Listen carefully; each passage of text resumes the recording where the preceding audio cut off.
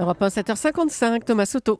L'ABCD de l'égalité à l'école, c'est ce fameux outil pédagogique censé lutter contre les stéréotypes filles-garçons à l'école et qui met le feu depuis plusieurs jours au débat politique. Bonjour Dany Cohn-Bendit. Bonjour Thomas. Alors ce débat-là, il n'est pas franco-français. Vous qui vivez entre la France et l'Allemagne, vous avez constaté qu'on se pose grosso modo les mêmes questions d'un côté et de l'autre du Rhin. Oui, ça peut paraître surprenant Thomas, mais en fait les conflits de société se ressemblent d'un côté du Rhin et de l'autre. Alors l'ABCD de l'égalité, vous l'avez dit, réflexion sur le genre, a déclenché en France des nouvelles hostilités sur l'école.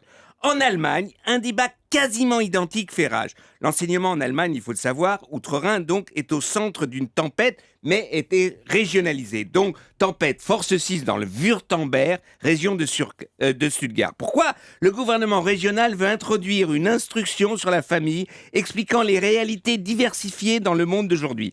La famille traditionnelle, papa, maman, les enfants, les familles recomposées, les familles monoparentales et évidemment, familles de parents de même sexe, homosexuels ou lesbiennes.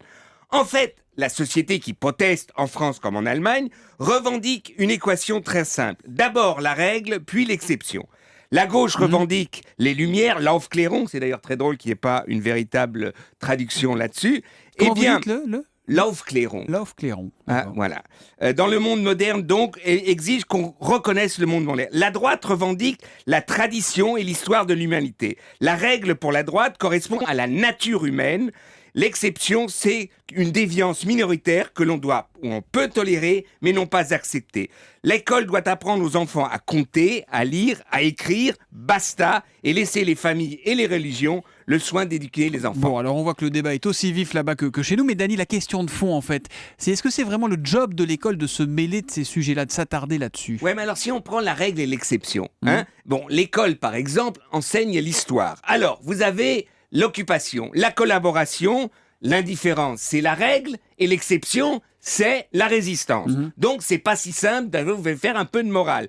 Ou alors, de même, en Allemagne, c'est la même chose, la vague nazie et l'exception, la résistance. Donc, ce qu'il faut quand même comprendre, c'est que le monde évolue. Je vous donne un exemple tout bête pour moi.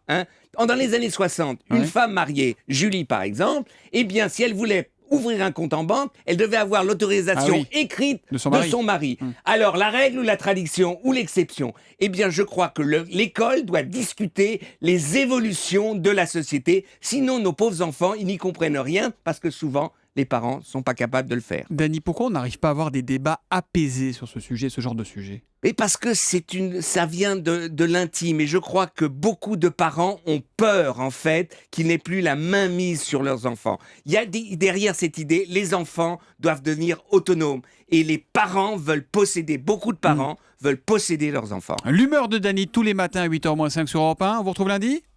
On retrouve lundi de Francfort. De Francfort, merci. Merci beaucoup Dany, bonne journée.